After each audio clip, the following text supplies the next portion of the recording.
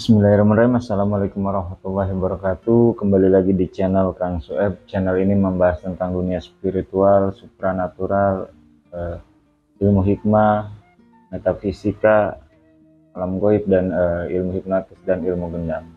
Oke, sebelum lanjut ke topik ataupun ke materi ataupun ke konten kita, jangan lupa salam kopi pahit biar hati tidak julid dan rezeki tidak sulit.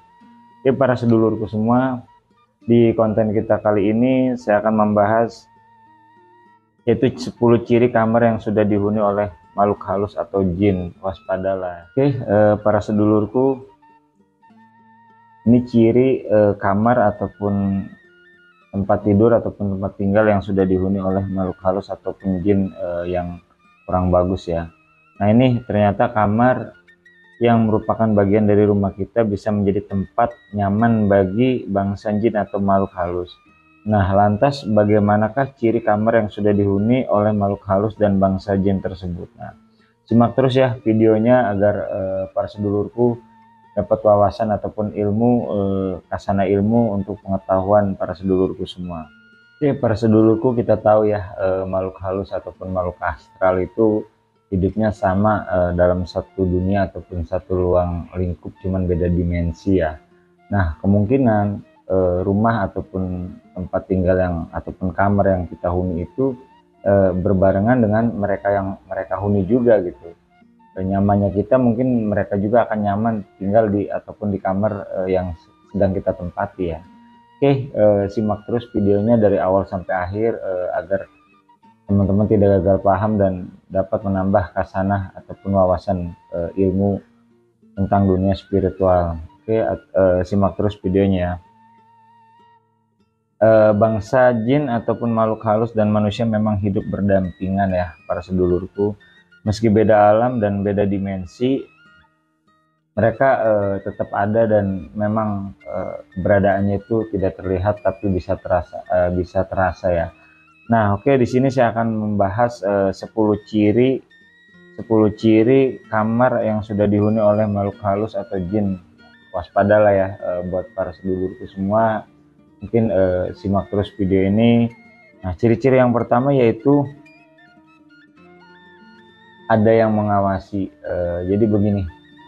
Yang pertama itu seolah-olah ataupun perasaan kita itu selalu kayak ada yang mengawasi, padahal itu keadaannya sepi dan gak ada orang, tapi perasaan di kamar kita itu kita kayak selalu diawasi lah ya, diawasi, perasaan kayak ada orang lain yang selalu mengawasi kita. Nah, itu salah satu cirinya ya. Oke. Untuk ciri yang kedua yaitu terbangun tengah malam. Nah, kerap terbangun pada waktu tengah malam padahal Anda sedang tidur nyenyak kala itu. Jadi kayak orang ngigo gitu, kayak orang ngigo tapi bukan ngigo pada umumnya gitu ya.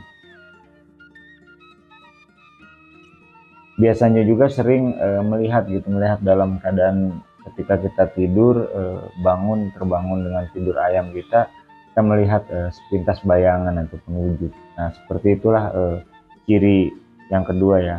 Nah, ciri yang ketiga yaitu mimpi buruk.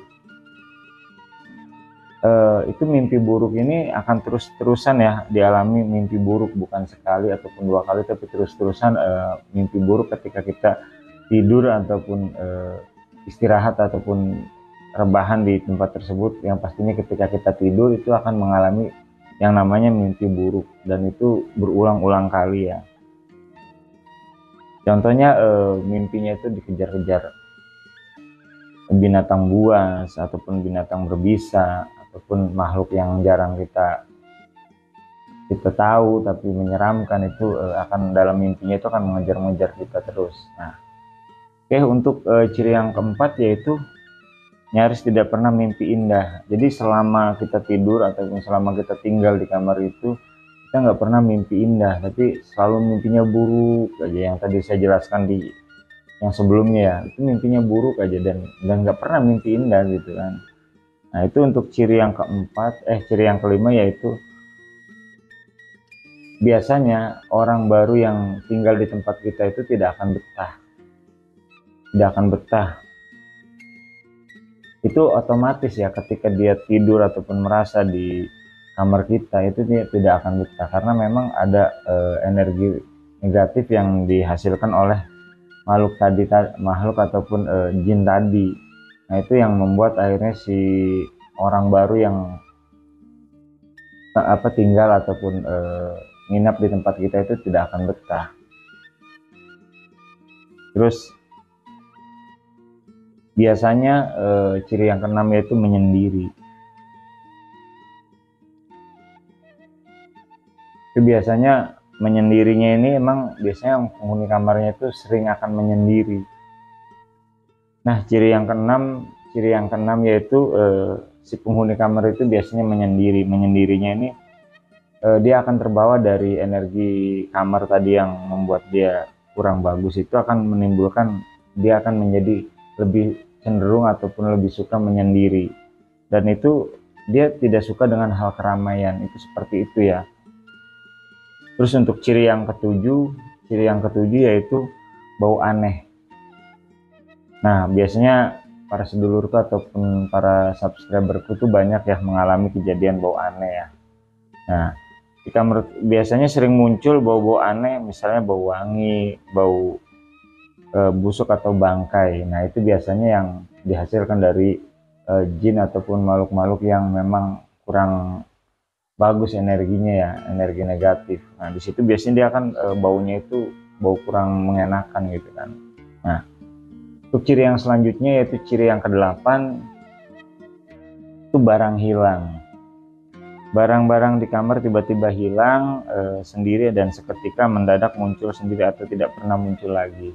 Jadi gini, hilangnya itu bukan karena dicuri. Jadi padahal barang itu ada di situ, tapi seolah-olah kita tidak melihat itu, dan ketika kita tidak mencari, tahu-tahu tiba ataupun ada barang tersebut. Nah, jadi seperti itu. Jadi ada fenomena namanya barang hilang di kamar kita. Itu biasanya terjadi ketika memang kamar kita itu sudah dihuni oleh sebangsa jin ataupun sebangsa makhluk halus. Nah, oke, untuk ciri yang ke-9 yaitu benda jatuh sendiri atau bergerak sendiri. Ini ada fenomena namanya benda ataupun barang yang ada di kamar kita itu seperti ada yang menggerakkan. Nah, itu biasanya fenomenanya jatuh sendiri, apa bergeser, apa kayak goyang aja. Nah, itu sebenarnya itu salah satu fenomena ataupun ciri ya. Ciri bahwa di kamar kita itu ada makhluk halus ataupun jin ataupun sebangsanya ya. Nah, untuk ciri yang ke-10 ini yang biasa dialami oleh para sedulurku semua ataupun pada umumnya ya, yaitu ketindihan. Nah, di sini ketindihan itu maksudnya kita di jam-jam tertentu itu akan mengalami ataupun di waktu kita tidur itu ngerasa nyesek napas, seperti ada beban berat ya yang menimpa kita sampai hingga kita tidak bisa untuk bernapas. Nah, itu biasanya fenomena